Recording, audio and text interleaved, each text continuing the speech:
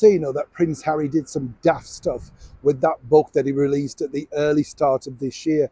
Oh yes, all the way back at the start of January 2023. It was, of course, met with such anticipation. Lots of people thought the book would bomb, and then it went on to become an international bestseller. So much so that Harry, according to his wife, the former cable TV actress Meghan Markle, believes that he should pick up a Grammy for his audio version of the book.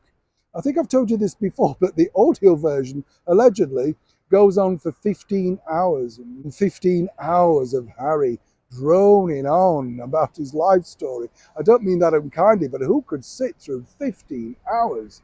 But of course it was the bombshells, wasn't it, in the book, the sort of unsalacious remarks about his first paramour, who then came out and backlashed him himself by basically saying she wasn't this grossly overaged woman that he proclaimed her to be. There were other sort of, scurrilous remarks about his time out in Afghanistan, which proved to be rather rocky themselves. But it was this particular instance that now could create, once again, a bigger problem for the former royal known as Prince Harry. And it all centres upon the fact that now his visa, and as ever we have to say allegedly, is, shall we say, up for renewal. But will those authorities now be looking into this particular area that he wrote and spoke about in such great detail regarding his much anticipated tell-all autobiography? As ever, let me explain. You see, lots of people want to know, so how did Prince Harry get a US visa?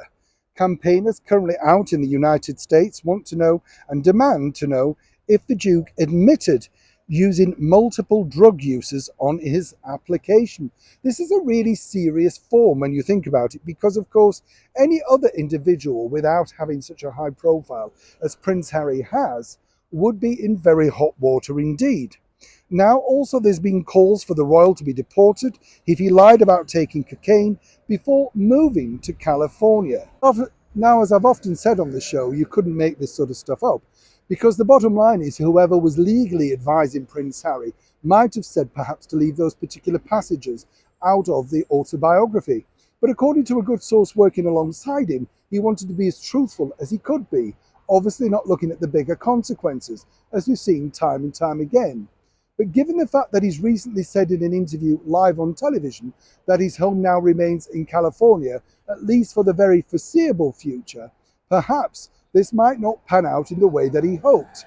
The other side of the coin is this, that if once again, a little bit like the way that Meghan Markle forgot that she lied to the British courts over here in the United Kingdom, he's given something of a freedom pass, then this could also prove to be very, very difficult for those particular investigators, because if they're going to let someone else through with that background, that track record, and if they've proven allegedly to lie, then why is it not one rule for everyone?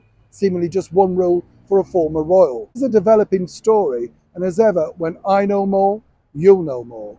Neil Sean in the very heart of London.